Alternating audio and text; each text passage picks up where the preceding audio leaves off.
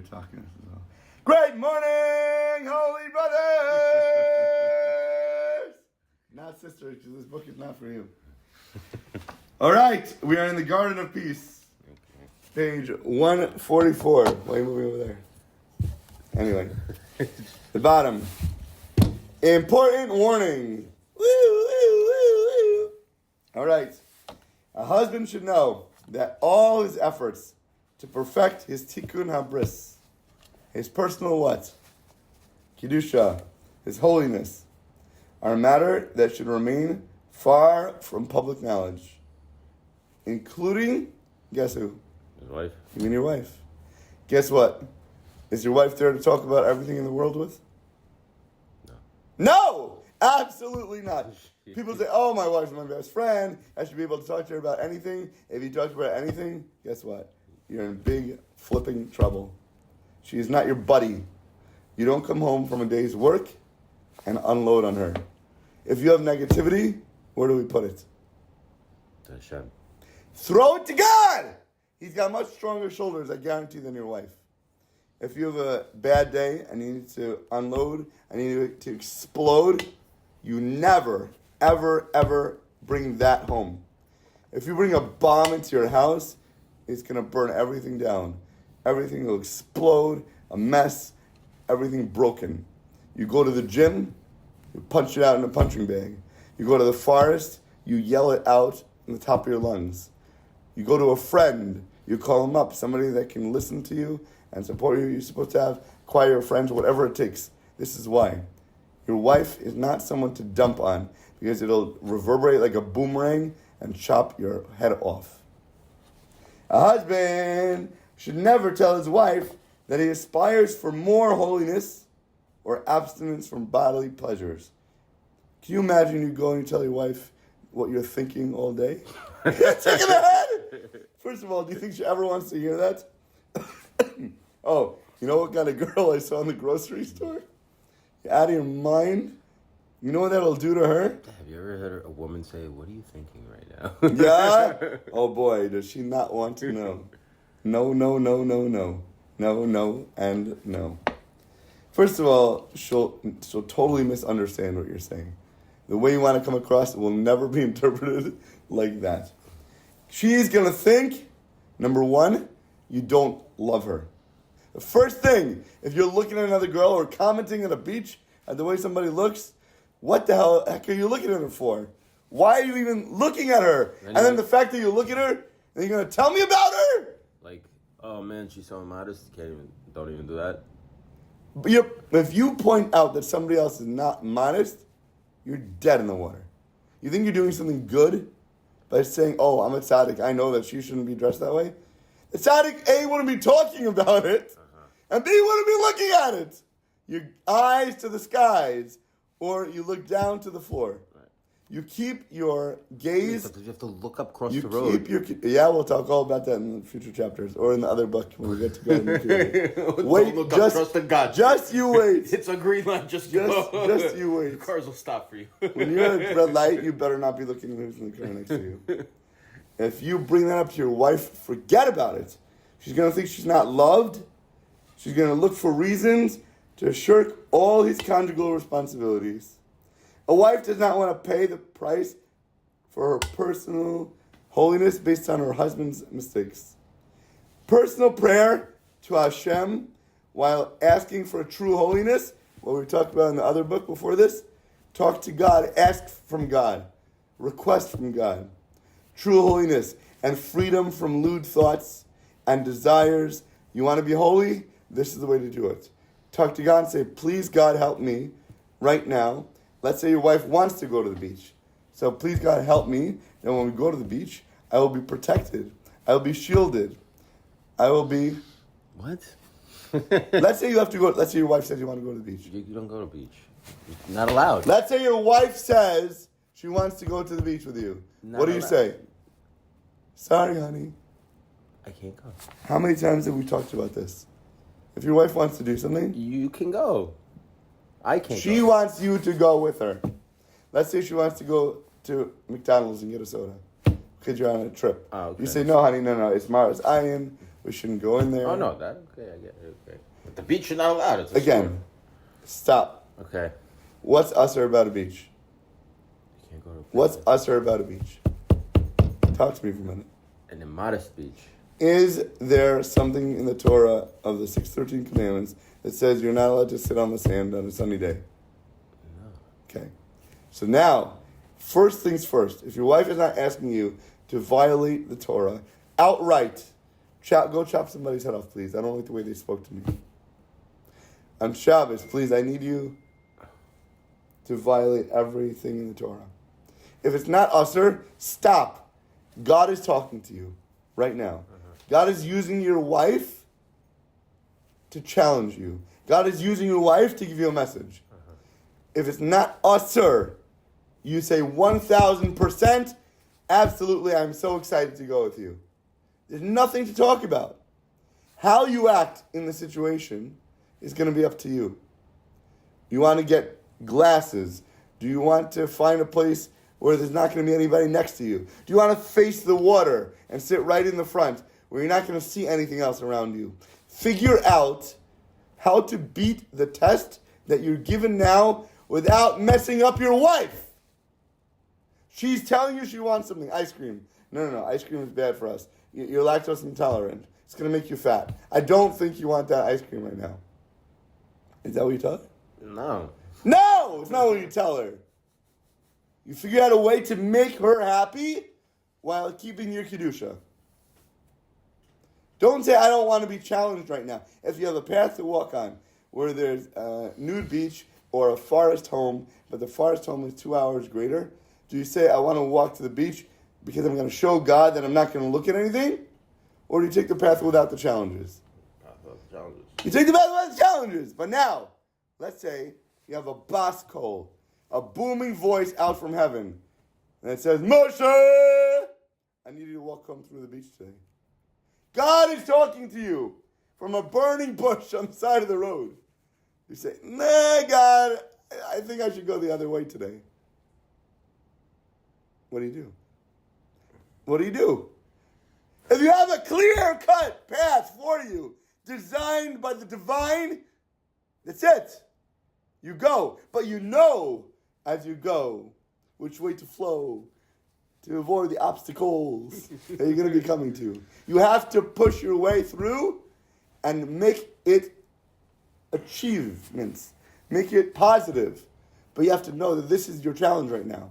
You don't give up, but you don't avoid it. Because God says go, you go. Your wife is a mouthpiece of God. We learned in the first chapter, which you weren't here for, God is holding a microphone and your wife is the speaker. What she says is an emanation of the voice of God. You don't argue. Your wife says, I would like our bedroom painted pink walls, yellow and purple polka dots. What the heck is wrong with you? Nobody thinks like that. No, but this is what your wife wants. You tell her, listen, it's going to be aesthetically unpleasing. When we go to sell the house, nobody's going to want it. It's going to cost us more money to paint over again. Is that what you tell her? Tell me what's going to happen, please, if you tell her that. She's never going to want to be in that bedroom with you, I guarantee it. And she's going to do it anyway. You say, honey, that is the most brilliant thing I ever heard. It is an amazing idea. Let's go tonight and paint it and get it done. Let's not leave it for 5 months from now. And have a laundry list of things that your wife wants fixed around the house. That every single time she sees, she thinks of you and hates you because it's not done. Positively, with a smile on your face, with excitement, and Zrizas, we run to the beach. You hear? Okay. Anything else? Back to the book. While asking for holiness and asking for freedom and saving should be done with inconspicuosity as well. If one strives for freedom from lust, to beat down your Yetzer Hara, your evil inclination, the Yetzer Hara is going to jump and act and try to ruin things right away. You think you're being a holy man by telling you don't want to go to the beach. He's saying you're an idiot. Your Yetzer Hara is driving you right now. Bring the example of a beach in there? does not say beach. It just tells you if you're trying to do something holy at the expense of your wife, you're an idiot. You're protecting your holiness. You're not protecting her. You're destroying your marriage. That's what you're doing. By not going to the beach. You're destroying she says, your marriage. Let's go to the beach. And the only... What do you say? Wait, what again. You know what a jack in the box is? Yes. What? It springs to action. When you press that button and you release the lever, as I'm saying, no, I don't think this is the time for me to jump out. Wait till we're at the party with the kids. Right. Wait till my spring is a little more round, so it has more coil, and it's going to be better. If you wait another hour, I'll jump up even higher. Zerizos is not waiting, is not questioning. If your wife says go, we go before she even finishes the go. With alacrity, with smiles, with positivity. Stop using your Yetzer Hara for Kedusha to get in the way of your real Kedusha. To be holy. I have to dig into that. But Good. I understand. You better. Thing. I have to put it into action. Boil into that. So the Yetzer Hara says, right now, to be holy, you have to stop yourself from having sex with your wife. She wants to go to bed with you. No. I need to learn right now. I need to do my hisbodedus. I need my 5 minutes of Mishnah Berurah. She'll wait for me. I'm doing good things right now. Why would she want me to be acting in a physical, lustful way right now? Guess what? The Yetzer Hara got you by the privates. He's pulling you down. He's a liar. One who fulfills his conjugal responsibilities to her wife is fulfilling your very most important mitzvah at the same time. Have you been to the beach? What? Have you been to the beach? You're not understanding. I know. I'm just totally not understanding. I understand. I'm sorry. I've been to water parks, which might be worse than the beaches. By denying a wife her conjugal rights, the husband is not only guilty of severe violations of the Torah, but he's saddening his wife. He's making her miserable. You know what it means for a wife to want to come to you and ask for sex? You know what it means? Husbands dream of that every second of the day. So if she comes and says, starts being flirty, and you're like, it's like a no-no, right? It's not a no-no. It's the worst thing in the world. Right, you're in the world right now. That's in your ketubah. Not only do you have obligations to her physically, you have obligations to her emotionally. You have obligations to her spiritually. She wants to be one with you. Most of the time, a wife wants to see you do things for her. She wants things taken care of. She wants you to show your love for her. Some people want you to call them and email, she likes message stuff them around the house, like fix things and. That's showing your love for her. That's how she feels taken care of. That's how she feels wanted and respected. If you leave things unaccomplished, she shows that you don't care about her. It's not that you don't care about the house. You don't care about her. That's how she feels. She will feel deeply saddened, and saddening one's wife is onat devarim, a severe transgression of the Torah. We can talk about the abridged laws of onat devarim in Nafshei Tidom, chapter 9. But one cannot fathom the humiliation and insult that a neglected wife feels. What does that mean? Just by not being with her in bed? No, it's neglecting her in anything in life. Some wives do not want to be bothered all day till they walk back home in the door. You're disrupting the workflow. You're taking away their concentration, whatever it might be. Some women, every hour, if you're not texting them, I love you, what's going on? Where is he? Why is he not texting me? What else is he thinking about right now? What else is he doing that's not focused around me? You have to know your wife and use that as your tikkun in life. She's here to help bring you to be perfected in the state that you need to be. Why is she being like that? She's annoying. She's sucking the life out of me. Because that's your tikkun. Hashem brings you down here for a purpose and uses her to help give you the exact messages that you need. Stop ignoring God's messages to you. Hashem instills in a wife a yearning for her husband. Indeed, the more he attains a kedusha, personal holiness, then the more she's going to want him. The more she's going to yearn for him. The more you ask her to be with her, the less she's going to like it. The more repulsed she's going to be by you. See it all the time. My wife and everybody else's wives.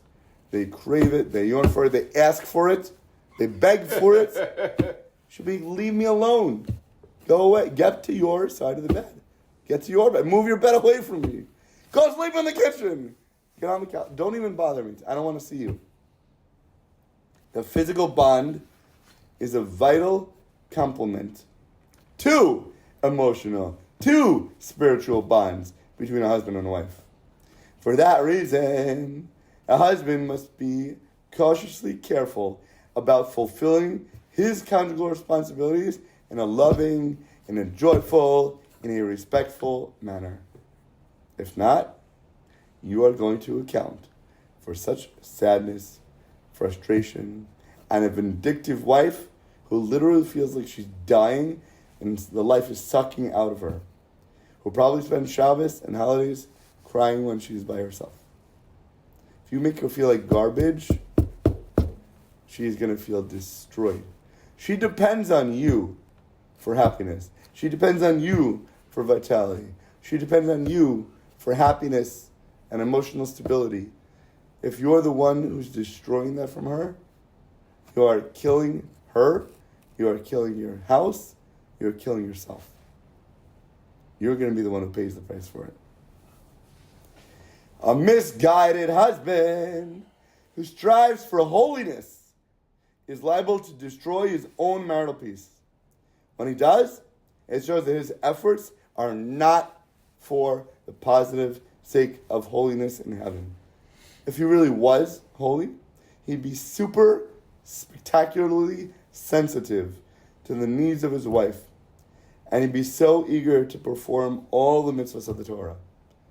The second she thinks she wants something, my wife at like 11 o'clock at night, going to bed, she says, oh, by the way, you think it might be good to get some ice cream now? Not like I want it. Not like could you please go do it. Do you think it might be a good idea? You jump out of bed, you get dressed, get in your car, run to the store, and come back with exactly the flavor that she loves. It's not like she asked you to even do it. It's a hint of a maybe becomes an absolute definite with alacrity, with zrizas, with positivity, with happiness. Thank you so much for the mitzvah opportunity.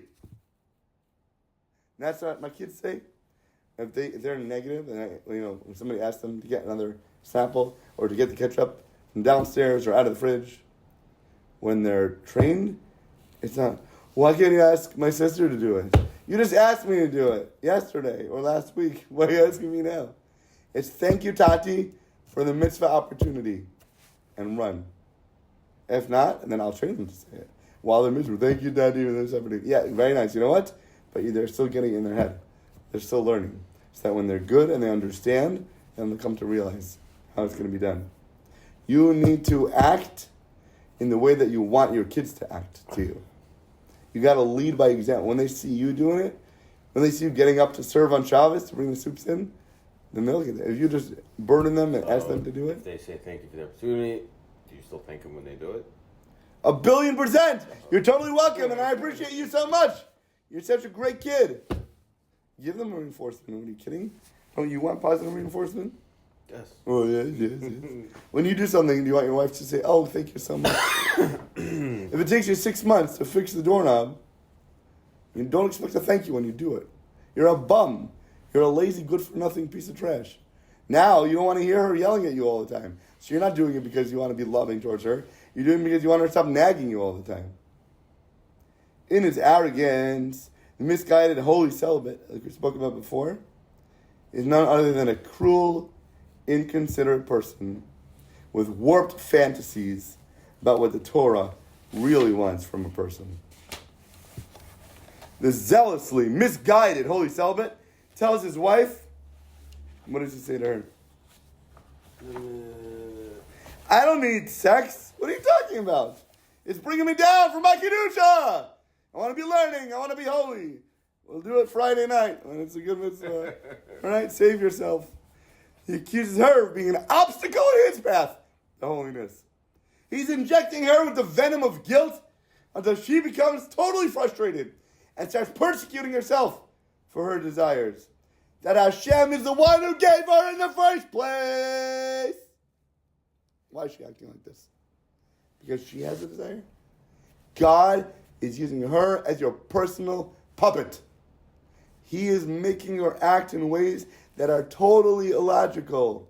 Women have hormones that are ridiculously not normal. Guys sit down, they can understand things and chill. Not women. She is bewildered. For on one hand, she longs for her husband. Not only that, the code of Jewish law requires her to dress up, to look enticing for her husband. She wears makeup. You want her to wear makeup and dress like a slut outside? You want her to wear short miniskirts and tank tops so that other men can look at her so she can feel attractive? Because guess what? You're not giving her that. On the one hand, she now has feelings of guilt that she's wrong. She thinks she's obstructing her husband's service of God. Such an unfortunate wife finds herself in a dangerous whirlpool of frustrations and confusions. You're mixing up her mind. You're meddling. The result, the holy celibate ends up destroying his home, bombing his marriage, and sucking his wife's sanity with his own two hands. So how do you treat situations? She's like, I want to start getting into like shape and healthy eating. If your wife wants to get in better shape, if your wife is telling you something, it's a message. She wants to get in better shape. Amazing. You want to get in better shape? Let's do it together. Let's work out together. Let's do it together. You want to find a time? You want to find a place? You want to get What do you want to do? What do you want to do? Let's do it. Whatever way, I'm excited. I'm going to do Zumba with you? I'm encouraged. I will put on my dancing shoes. I don't think you're fat. You want to be healthy. You want to have a good life. That's 100%. You don't have to like, tell me which way you want to go. You're good. I'll hold your hand along the way. Just take you her want along order it right now. Tell me. Encourage her whatever she's thinking about doing for herself. But let's say she wants to be fat. Let's say she wants to eat 100 donuts. Let's get 100 I'll get you the best donuts in the world. Right. The most expensive, whatever flavor you tell me. When she tells you something for you to do, you run and do it. When she 1,000,000%. She's thinking, I want to do this. She's telling you to help her with it. Okay. Why do you think she's telling you about it? Because she just wants you to listen for a minute. Right. Sometimes girls talk. So every time she and they have to unload. They had a bad day at work. Every time she says, I think means let's go. Let's do it. Let's put on your running shoes and zoom like the Flash. Do it. Now. Immediately. Right this second. Yesterday. You didn't know yesterday, but let's say right now. Right. Stop procrastinating things she wants done, we do immediately. Right. Use her as your message box from God to understand our clarity and our focus and our purpose in life. That's what she's here for. To help us be the best we can be and to soar to the greatest heights possible. Amen.